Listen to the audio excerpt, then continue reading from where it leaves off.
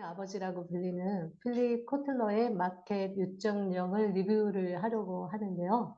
제가 이 책을 리뷰하게 된 동기는 2010년 필립 코틀러의 삼정령이 발간이 되고 나서 마케팅의 역할이 고객과의 관계를 넘어서 사회적 기여로 확장되는 것을 보고 느낀 게 굉장히 많았거든요. 그래서 이번 2024년도에 또 마켓 6.0이 발간되었길래 빠르게 변하는 세상에서 여러분과 함께 마케팅에 대해서 생각해 보면 좋겠다라는 생각으로 진행하게 되었습니다. 마우스 잠깐만요. 네. 네. 그럼 오늘 발표에서는 필립 코틀러의 마켓 3.0과 그리고 마켓 6.0 내용으로 살펴볼 텐데요. 먼저 필립 코틀러는 왜 마케팅의 아버지라고 부르는지에 대해서 알아보고, 그리고 마켓 3.0에서 더 나은 세상을 만들기 위해서는 기업이 고객과 감성적으로 연결하고 사회적 가치를 창출하는 역할에 대해서 이야기를 해볼 겁니다. 그러면서 우리나라에도 어떤 기업의 변화가 있었는지도 살펴보고, 마켓 6.0으로 넘어가서는 우리 부동산 영업에서 적용 방안과 그리고 디지털 기술과 물리적 영역이 결합된 새로운 마케팅 패러다임에 대해서도 한번 알아보도록 하겠습니다. 필립 코틀러는 마케팅의 아버지라고 불릴 만큼 우리에게 많은 영향을 끼쳤는데요. 우리가 잘 알고 있는 마케팅 믹스, 포피 전략, 많이 들어보셨죠? 제품, 가격, 유통, 판촉, 그리고 STP 전략, 세분화, 타겟팅, 포지셔닝. 이런 전략으로다가 우리 기업의 마케팅 전략에 깊은 영향을 미친 학자입니다.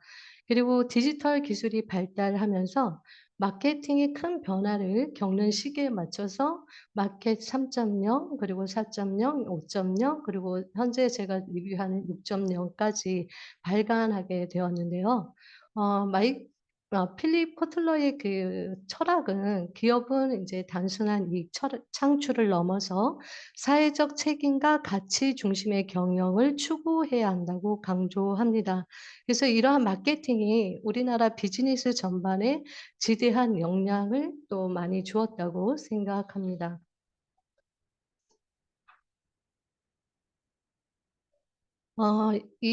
여기는 이제 마켓 3.0에서 담고 있는 내용인데요. 필립 코틀러는 마켓 1.0, 2.0, 3.0 변화에 대해서 이제 먼저 설명을 했는데요. 마켓 1.0은 마케팅 초기 단계로 기업은 제품 생산에만 집중하고 그리고 제품을 판매하는 것이 목표였던 시기였고 이 시기에는 고객의 개별 욕구나 감성은 고려되지 않았고 그냥 단순히 대량 생산된 제품을 소비자에게 제공하는 것이 핵심이었던 시장으로 분류가 됩니다. 그리고 마켓 2.0 고객 중심 마케팅으로 이제 변화하면서 정보화 그리고 기술의 발전과 함께 기업들은 고객의 욕구와 만족을 중요시하게 되었는데요. 고객이 단순한 소비자가 아니라 중요한 주체로 인식되기 시작한 시기라고 할 수 있습니다. 그리고 기업들은 차별화된 제품과 맞춤형 서비스를 제공하면서 고객과의 관계의 강화를 하는 데 중점을 두기 시작하기도 합니다. 그리고 마켓 3.0 시장은 이제 지속 가능한 가치 중심 마케팅으로 초점이 맞춰져서 개인과 집단 상호 간의 연결성, 즉 이걸 누에보 기술이라고 하는데요. 그 누에보 기술을 통해서 기업은 고객의 만족을 넘어서 사회적 문제 해결과 더 나은 세상 만들기가 목표가 되어야 된다라고 주장을 합니다.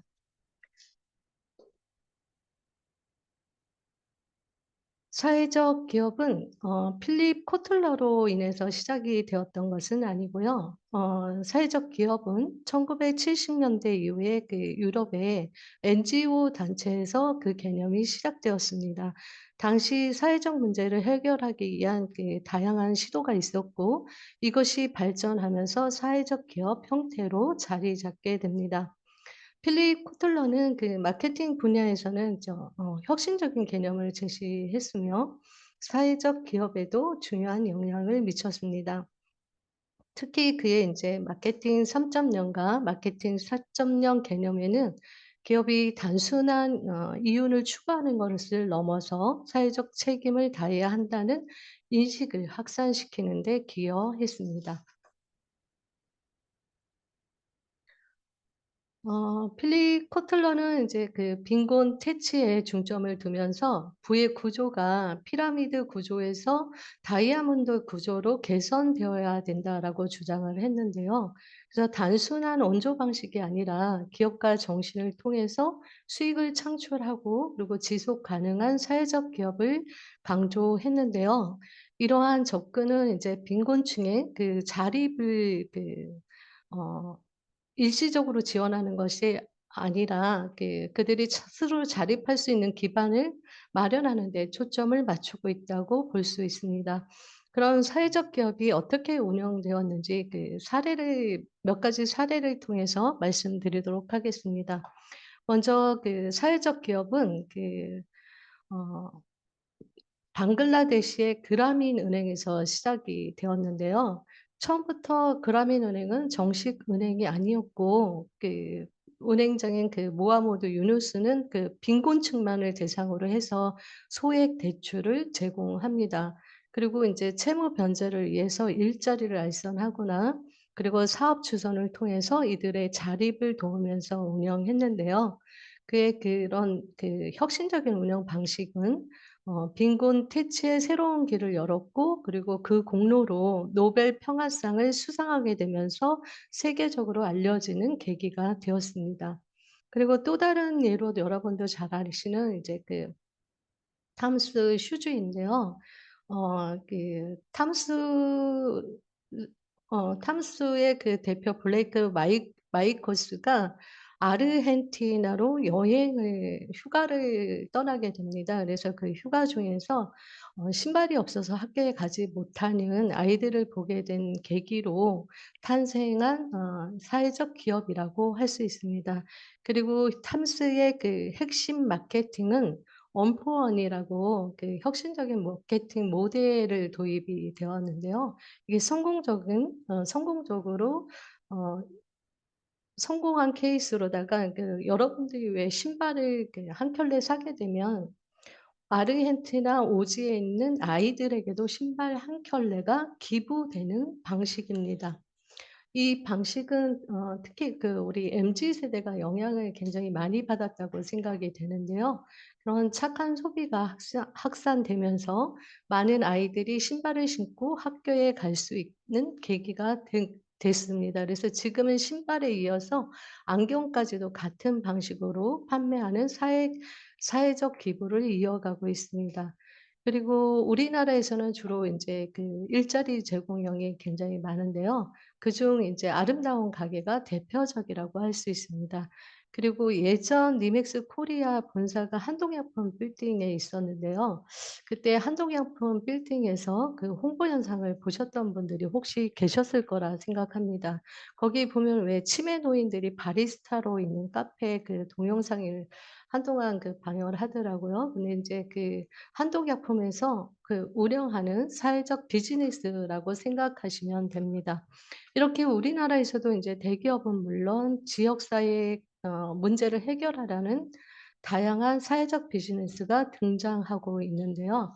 우리 부동산에도 이런 부분이 쪼끔 좀 더 깊이 생각해 볼 필요가 있다라고 생각합니다. 아 다음은 인제 이게 필립 코틀러의 마케팅에 보기에 앞서서 소비자의 소비 특성을 알기 위해서는 연령별 세대 구분과 배경에 대해서 인제 알아보도록 할 텐데요. 세대별 분류를 어 한국 기준으로 요거는 지금 해 놓은 겁니다. 그래서 우리 한국 기준으로 보면 이제 1차 베이비 붐 세대를 1955 년에서 63 년생으로 구분을 했고 2차 베이비 붐 세대는 64 년에서 74 년으로 연생으로 다 구분을 했는데요. 2차 베이비 붐 세대는 청소년기에 TV를 접한 세대이기는 하지만 1 차, 2차 그 베이비붐 세대는 지금은 디지털로 알아듣던 세대라고 할 정도로 컴퓨터나 모바일 등 활용법을 좀 어려워하는 세대로 구분이 됩니다. 그리고 X세대는 인제 청소년기에 워크맨을 가지고 다녔다고 해서 마케팅을 구분했던 기억이 나는데요. 아날로그와 디지털을 동시에 접한 세대로 구분이 됩니다. 그리고 MZ 세대인데요. 그 MZ 세대의 그 M세대는 어 디지털 네이티브라고 불릴 정도로 청소년기에 그 디지털과 함께 자란 세대로 기기를 잘 다루는 세대라고 할 수 있습니다. 그리고 우리가 MZ 세대로 함께 불러서 부르긴 하지만 M세대와 G세대는 좀 구분이 되는데요. G세대 같은 경우에는 그 스마트폰을 청소년기부터 사용하고 자란 세대로 모바일 네이티브라고 어 구분이 됩니다. 그래서 알파 세대 같은 경우에는 이제 2010 년생 이후로다가 그 최신 기술에 능숙한 부모 밑에서 자란 세대로 메타버스 네이티브로 구분이 되는데요. 오늘은 그 알파 세대는 그냥 두고 우리한테 쪼끔 직접적인 그 베이비 붐 세대와 MZ 세대에 대해서 다뤄보도록 하겠습니다. 그러면 인제 '그들의 소비 특성과 소비 패턴은 어떨까?'라고 인제 그 필립 코틀러가 분석한 내용인데요. 요 책에 있는 그 베이비붐 세대 그러니까 미국 기준인 것 같아요. 그래서 베이비붐 세대는 이제 전쟁 후에 경제 성장기와 산업화 시대를 경험한 세대로 분류했는데요. 우리나라로 치면 그 1955 년에서 74년 정도로 해석이 됩니다. 그래서 이들의 특징은 안정적인 직업과 물질적인 부를 중요시하면서 비교적 보수적인 성향을 가진 경향이 있습니다. 그리고 디지털 전환에 익숙하지는 않지만 점점 더 기술을 수용하는 특성을 보이고 있습니다. 그리고 소비 패턴으로는 이제 전통 방식의 마케팅에 더 익숙해져 있으며 브랜드의 충성도가 높고 제품의 안정성을 중요시하는 소비 성향을 가집니다. X세대는 이제 미국 기준으로 1965 년에서 80 년생까지 구분을 했는데요. 한국의 X세대는 75 년에서 84 년생이지 않을까 제가 구분을 해 놨고요. 그리고 이들 같은 경우에는 인제 그 주요 특성으로다가 인제 경제의 불확실성과 그리고 기술의 변화를 동시에 경험한 세대라고 할 수 있습니다. 특성으로는 이제 독립성과 실용성을 중시하며 그 아날로그 시대와 디지털 시대를 모두 경험한 전환기 세대라고 할 수 있습니다. 그리고 소비 패턴으로다 보게 되면 가격 대비 인제 가치에 민감하고 기술을 비교적 잘 활용하지만 여전히 전통적인 상거래 방식을 선호하는 경향을 보입니다. 다음은 밀레니얼 세대인데요. 미국은 Y세대라고 부르고 저희는 M세대라고 불리죠. 근데 M세대는 미국이나 우리나라나 인제 같이 좀 같은 흐름으로 보면 되실 것 같고요. 그다음에 인제 이들의 주요 특성으로는 인제 그 디지털 네이티브로 인터넷과 모바일 기술을 자연스럽게 받아들이는 첫 세대라고 할 수 있습니다. 그 소셜 미디어와 온라인 커뮤니티를 중시하고 개인의 가치와 신념이 소비에 중요한 역할을 미친다고 합니다. 즉 지속 가능성 그리고 사회적 책임, 환경 친화적, 경영 투명성에 높은 관심을 갖고 있는 세대라고 할 수 있습니다.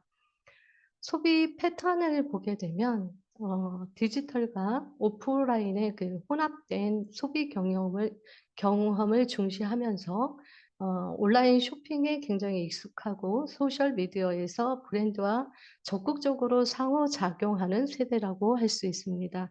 그리고 Z 세대인데요. 이들의 인제 그 특성은 안전한 디지털 네이티브 세대로다가 인터넷과 스마트폰이 인제 생활의 일부로 자리 잡은 세대라고 볼 수 있고요. 빠르게 변화하는 기술 환경 속에서 성장했으며 짧은 쇼츠와 그리고 즉각적인 결과를 중시합니다. 소비 패턴으로 보게 되면 비디오 콘텐츠와 같은 그 짧은 형식의 미디어 소비에 익숙하며 소셜 미디어에서 그 강한 영향력을 행사하는 인플루언서 마케팅에 민감합니다. 그리고 빠르게 효율적인 온라인 쇼핑 경험을 선호하는 경향이 있습니다. 지금 우리의 고객층은 이제 그 베이비 붐 세대와 X 세대이지만 부동산은 인제 장기 프로젝트잖아요. 그러다 보니까 인제 대형 쇼핑몰이나 상업용 빌딩에도 인제 변화가 나타나고 있는데요. 환경 친화적 빌딩을 강조하거나 그리고 인제 유휴 공간 비중을 늘리고 있는 건물이 많이 늘어나고 있는 추세입니다. 이는 MZ 세대의 특성을 반영한 결과라고도 할 수 있고 우리 그 리테일에서도 많이 볼 수 있는 공간들이 있는데요. 이는 경쟁력을 높이기 위한 필수 조건이라고도 할 수 있습니다. 이 부분은 이제 그 책에 있는 내용을 그대로 갖고 왔는데요. 그 Y세대, 우리나라에서는 X세대와 M세대라고 할 수 있겠죠. 그래서 이 디지털에 능숙한 이제 사용자로 청소년기와 그 청년기에 인터넷과 함께 성장했으며 인터넷을 하나의 도구로 생각합니다. 온라인 활동과 오프라인 활동을 분리해서 생각하지 않고 하나로 생각하기 때문에 요 부분은 쪼끔 좀 눈여겨봐야 될 부분이고요. 그리고 성향은 "이상적이고 수능적이다."라고 합니다. 그리고 물질을 소유하는 거에 인제 가장 중요시하는데요. 그래서 M세대와 그 Z세대가 구분을 한다라고 볼 수 있는 겁니다. 그리고 G세대와 인제 알파 세대가 좀 섞여 있지만 우리나라는 그냥 좀 MZ 세대와 알파 세대 일부가 속해 있다라고 보시면 되겠습니다. 이들은 디지털 네이티브로다가 인제 인터넷이 어디에나 있는 세상에서 태어났기 때문에 인터넷을 삶의 필수의 요소로 여깁니다. 그러다 보니까 온라인 활동과 오프라인 활동을 구분하지 않고 있으며 그 '온라인과 오프라인의 경계가 없다.'라고 보는 거죠. 그래서 이들의 성향으로는 실용적이고 비수능적입니다. 그래서 이들은 가장 중요시하는 것은 경험을 소비하는 데 돈을 쓴다는 거고요. 여기서 필립 코틀러는 이제 어 물리적인 현상과 디지털의 그 합성어로다가 피지털 네이티브라고 명칭을 했는데요. 이 집단은 인제 그 필립 코틀러는 애늙은이 집단이라고 명칭을 했는데 이유가 기존 30-40 대에서 나타나는 정서와 사고를 20 대에서 보여진다라고 합니다. 그래서 이들은 인제 사회적 기여와 일과 삶의 균형의 또 유지를 하고자 하는 그 특성이 강하다고 하네요. 마켓 6.0 에서는 인제 필러 커틀러가 그 마케팅의 진화는 인제 기술이 주도했다라고 보는데 그 이유는 마켓 2, 마켓 3, 그러니까 3.0 시점까지는 필립 코틀러가 그 예측을 했다라고 하면 4.0 시장부터는 그 속도를 따라가지 못합니다. 그래서 설명하는 형태로 풀어냈는데요. 그러다 보니까 인제 기술이 주도를 하기 때문에 '마케팅은 거기에 따라가야 한다.'라는 방식으로 해석이 됩니다. 지금 제품 1 같은 경우 인제 아까 설명을 드렸습니다만 4.0 에서 이제 디지털에서 지금은 인제 AI 5.0 에서는 인제 AI에서 주로 다뤘는데 지금 마켓 6.0 시대는 디지털과 AI 그리고 몰입에 대해서 이야기를 하는데요.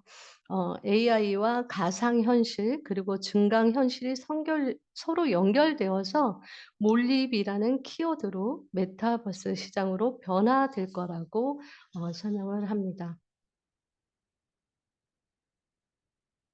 기술의 변화의 속도가 지금은 이제 예전에는 10 년, 20년 단위로 나타났다라고 하면 지금 몇 년 단위로 나타나는 걸 느끼실 수 있을 텐데요. 필립 코틀러는 이제 옴니 채널 마케팅을 넘어서 이제 막 메타버스 마케팅 시대에 도래했다라고 설명을 합니다. 사실 그리고 이제 팬데믹 때는 메타버스 마케팅이 이제 급격하게 진전하는 듯 했는데 또 다소 주춤해졌고 옴니 채널에 머물렀던 게 현실이었는데요. 최근 몇 주 전에 메타의 그 스마트 안경 오라이언이 발표되면서 변화의 속도가 바로 다가올 것 같습니다. 여기에 이제 있는 용어를 설명하자면 멀티 채널 시장에서의 마케팅은 온라인과 오프라인을 선택해서 마케팅하는 시대였다라고 하면 옴니 채널에서는 온라인과 오프라인이 연결된 시장이라고 이해를 하시면 되겠습니다. 그리고 이제는 이제 메타 마케팅 같은 경우에는 메타버스 마케팅 같은 경우에는 온라인 속에 오프라인 그리고 오프라인 속에 온라인이라는 예 함께 공존하면서 고객과의 몰입이 핵심인 키워드에 대해서 이야기를 합니다. 여기에서 인제 가상현실과 증강현실 등이 있는데요. 뒤에 다시 한번 보시고 옴니 채널에 대해서 먼저 설명을 하도록 하겠습니다. 옴니 채널은 소비자들의 인제 구매 패턴이 앱루밍과 쇼루밍으로 나눠진다라고 볼 수 있는데요. 앱루밍 같은 경우에는 온라인에서 정보를 먼저 탐색한 후에 오프라인 매장에서 제품을 평가하고 난 후에 구매 결정을 합니다. 쇼루밍 같은 경우에는 반대로 보시면 되는데요. 매장에서 인제 여기 인제 옷을 입어 보고 있죠. 매장에서 정보를 확인한 후에 온라인으로 검색을 해서 좀 할인된 가격으로 제품을 구입하는 형태입니다. 그러다 보니 인제 우리 기업에서도 변화가 있었는데요. 팝업 형태로 매장을 오픈하고 그다음에 홍보를 해서 고객들이 오면 브랜드의 옷을 인제 입어 보고 자기 사이즈를 온라인에 등록한 뒤에 자기 신체 정보에 맞춰서 그다음부터는 온라인으로다가 어 그 옷을 구입하는 형태로 시장이 바뀌었다라고 보시면 되겠습니다. 다음은 메타버스인데요. 이것은 이제 가상 현실인 이프랜드입니다. 아까 메타버스 마케팅에 대해서 온라인 안에 오프라인, 오프라인 안에 온라인이 있다라고 말씀을 드렸잖아요. 키워드가 연결이라고 할 수 있는데요. 이 브랜드에 가면 현실에서 볼 수 있는 많은 건축물들이 있는데 그중에 여기는 별마당입니다. 그래서 여기에 인제 그 제3의 공간 가상 현실로 들어온 우리 아바타들과 그리고 그 오프라인 별마당에서 직접 강의하는 강좌를 동시에 들을 수 있는 겁니다. 그러면 여기 인제 가상 공간에서 그 아바타로 참여한 인원들이 함께 박수도 치고 음성으로 함께 질문도 합니다. 그리고 요 왼쪽 방에 있는 걸 보시면 이게 제 개인 방인데요. 제가 지난 활동을 했던 사진을 여기에 이렇게 전시를 해 놓아서 제가 없을 때도 다른 친구들이 와서 제가 어떤 활동을 했는지 알 수가 있는 거죠. 이렇게 사진 찍기 기능이 있습니다. 저는 이 브랜드를 그 부동산 영업을 하면서 좀 몇 번 써 봤는데요. 코로나 때 고객을 대면으로 만날 수 없을 때 이 브랜드로 브리핑을 했던 적이 있었어요. 그래서 고객이 장거리에 있거나 이럴 때 물건지에서 실시간 기능으로 이렇게 화면을 통해서 볼 수 있듯이 고객한테 설명하면서 소통할 수 있다라는 장점이 있습니다. 그르 그러면 또 지금 기업 기간은 어떻게 변했나 한번 저하고 보시겠습니다. 여기는 이제 서초구의 부동산 종합정보센터 메타버스인데요. 한번 링크를 타고 들어가면 제가 요렇게 아바타가 나오죠. 귀엽죠. 요렇게 움직입니다.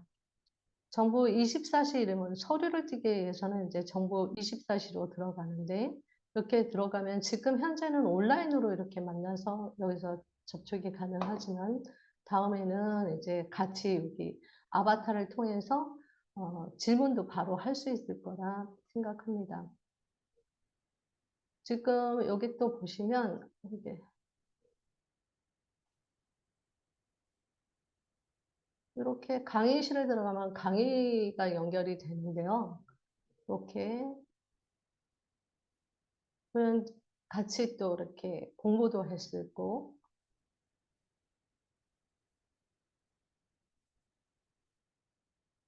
소리가 들리나요? 네, 일단 넘어가겠습니다. 그리고 다시 나와서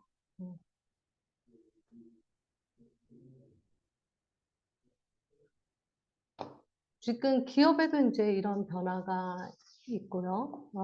온라인으로 지금 이제 그 안내를 했다면 이제 각 부서에서 아바타가 안내를 해주는 양방향 소통으로 가능한 서비스가 도입될 거라고 봅니다. 다음은 이제 증강현실인데요. 증강현실은 물리적 공간에 디지털을 더한 기술입니다. 그래서 제가 설명하는 것보다 영상을 보시면 좀 더 이해하시기 편할 것 같아서 영상을 준비했는데요. 함께 보실게요.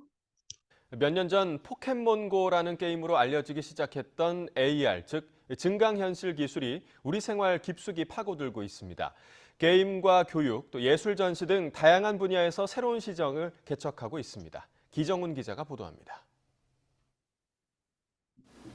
블록 만들기를 좋아하는 은찬이는 요즘 살아 움직이는 블록놀이에 푹 빠져 있습니다. 블록을 이용한 AR, 증강현실 게임입니다.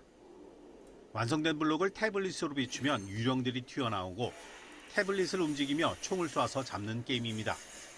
게임 도중에 블럭의 버튼을 실제 돌리도록 하는 등 현실과 게임 공간을 절묘하게 섞어 놓았습니다. 만드는데 재미도 느끼고 오프라인에서도 놀 수 있고 이렇게 게임으로도 놀 수 있으니까 하나를 사면 세 가지 재미를 느낄 수 있어서 더 좋은 것 같아요. AR은 5G 서비스 확산에도 기여하고 있습니다. TV의 홈쇼핑 화면을 비추면 판매 중인 상품이 나타나 만지듯 돌리면서 살펴볼 수 있고 전시된 예술 작품을 비추면 작품 속 금붕어가 살아 움직이기도 합니다. 자동차 내비게이션은 지도 대신 실제 거리 모습을 띄워놓고 AR로 만든 화살표로 길을 안내합니다. 통일 30주년을 맞은 독일에선 AR 기술이 사라진 베를린 장벽을 재현해냈습니다. 장벽이 있던 자리에서 태블릿을 들면 30년 전 탱크와 군인들이 나타나 냉혹했던 당시 모습을 눈앞에 그려줍니다. Verstehen, wie die Geschichte war. Und das Faszinierende, was ich finde, ist, dass wenn man das Handy weglegt, dann hat man immer noch diesen Eindruck, als ob diese Objekte da sind. 영화나 드라마가 그리는 증강현실의 미래는 더 놀랍습니다. 스마트폰도 필요 없이 스마트 안경이나 렌즈로 볼 수 있는 AR 게임은 디스플레이 안에 갇혀있지 않게 됩니다. 네, 지금 현실과 가상으로 이제 아이가 게임이 더 즐겁다고 하잖아요. 그래서 메타 마케팅에서는 이런 안전한 몰입에 대한 이야기를 합니다.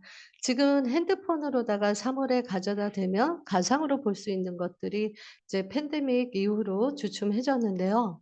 그 아람브라 궁전에서 지금 방금 마지막에 영상을 보셨듯이 스마트폰 대신 이제 스마트 안경이 현실이 되면 달라질 거라고 봅니다. 지금 이 아란 브랑 궁전 같은 경우에 2018년 12월에 개봉이 되었었는데요. 최근 2주 전에 그 메타에서 스마트 안경을 발표하는 것을 보니까 인제 곧 현실이 될 것 같습니다. 그리고 다음 가상 현실 영상을 한번 더 보도록 하겠습니다.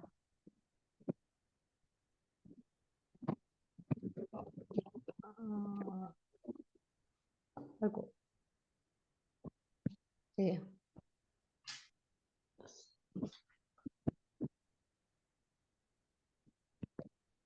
당장이라도 세상을 바꿀 것 같았던 가상현실 기술들은 AI와는 다르게 코로나 이후 주춤한 모습이었습니다. 하지만 최근 애플이 가상현실용 헤드셋 신제품을 내놓으면서 가상현실에 대한 관심이 다시 커지고 있습니다. 공다솜 기자가 살펴봤습니다. 두툼한 헤드셋을 착용하고 가상의 현실로 입장합니다. 새총을 당기고 버튼을 누르며 게임을 조작하는 데는 손짓만으로 충분합니다. VR 기기를 착용하고 게임을 즐기는 모습은 우리 주변에서 가장 쉽게 볼 수 있는 가상현실입니다. 그런데 최근 다양하게 활용되고 있는 AR 기술과는 달리 가상현실 콘텐츠는 이렇게 게임 등으로 한정되는 경우가 많습니다. 기존의 플랫폼이나 그런 것들이 주로 저연령대의 놀이 위주의 콘텐츠가 더 강화되어 있고 성인들이 업무 생산성이나 엔터테인먼트 욕구와 관련된 콘텐츠들은 좀 상대적으로 약하다. 실제로 국내 이용자의 90%는 가상현실로 게임을 즐깁니다. 그렇다 보니 10대가 주로 이용하며 연령대가 높아질수록 이용률은 급격히 떨어집니다. 지난 5월 미국의 한 컨설팅 기업은 한때 인기를 끌었던 메타버스가 3년 만에 사망했다고 선언했을 정도입니다. 하지만 그럼에도 가상현실은 미래 먹거리라는 게 기업들의 생각입니다. 당장 업무와 실생활에 쓸 수 있는 기술을 중심으로 실용적인 서비스를 발전시키고 있습니다. 필요한 건 노트북 한 대가 전부입니다. 메타버스 속 사무실에서 소파가 놓인 휴게 공간에 들어서자 실제 옆에 있기라도 한 듯 바로 대화가 연결됩니다. 회의실에 들어가자마자 필요한 자료가 뜹니다. 애플은 가상현실용 헤드셋 비전 프로를 선보였습니다. 상대방을 실제 크기로 보며 영상통화를 할 수 있고 영화를 볼 땐 실감나게 화면을 30m까지 넓힐 수 있습니다. 다만 부정적인 의견도 있습니다. 특히 400만 원이 넘는 비싼 가격이 걸림돌입니다. 하지만 지금까지 나온 가상현실 기기 중 그나마 작은 크기이며 손가락과 목소리만으로도 조작할 수 있는 편리함에 애플의 신기술이 가상현실의 미래를 어떻게 바꿀지 이목이 집중되고 있습니다. 네. 여기에서 이제 그 애플이 2024년도에 발표한 건데요. 부정적 의견이 이제 크기와 그리고 400만 원대의 가격이라고 말하잖아요. 그런데 이제 그 크기도 그나마 작은 거라고 했는데 불과 1 년도 안 돼서 또 다른 발표가 나옵니다. 영상 하나 또 보실게요.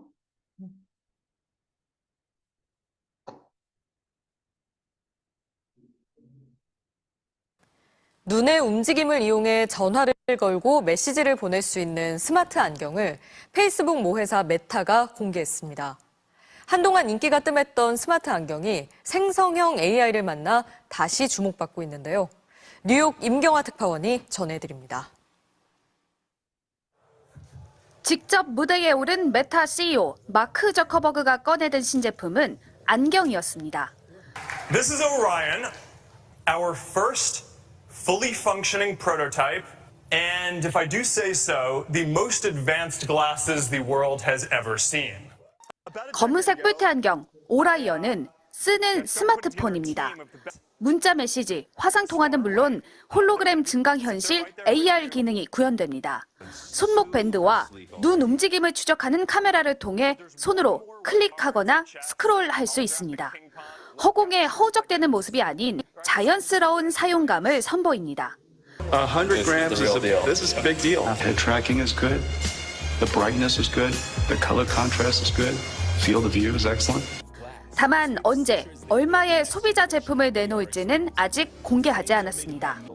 소셜미디어 시장에서 메타와 경쟁하고 있는 스냅챗 운영사 스냅 역시 최근 AR 기능이 강화된 차세대 스마트 안경 스펙타클스를 공개했습니다. 오픈 AI 인공지능을 탑재해 대화하며 정보를 얻을 수 있고 3D로 표현하며 다른 이용자와 공유할 수도 있습니다. 구글, 애플 역시 스마트폰 안경을 개발 중인 것으로 알려졌습니다. 블룸버그 통신은 스마트 안경이 결국 스마트폰과 경쟁하게 될 것이라고 평가했습니다. 그동안 기술적 한계에 부딪혀 주춤하던 스마트 안경에 AI가 더해지면서 다시 경쟁이 치열해진 상황입니다. 지금 스마트폰을 쓰듯 스마트 안경이 일상 속에 자리를 잡을 수 있을 거란 기대가 커지고 있습니다. 뉴욕에서 MBC 이 뉴스는 2주 전에 나온 건데요. 그래서 가격이 어떻게 될까 궁금해서 검색을 해보니까 $299라고 나오더라고요. 그래서 정말 하고 확인해 보니까 헤드셋 가격을 이제 조회수를 올리기 위해서 이제 낚시 뉴스였는데요. 그래도 지금 이 발표되는 거를 보면 그 속도가 굉장히 출시되는 속도도 빨라질 거라고 봅니다. 그러면 이제 메타 마케팅은 우리의 선택이 아닌 필수가 될 거라고 생각되는데요. 다시 이제 좀 현실로 돌아가서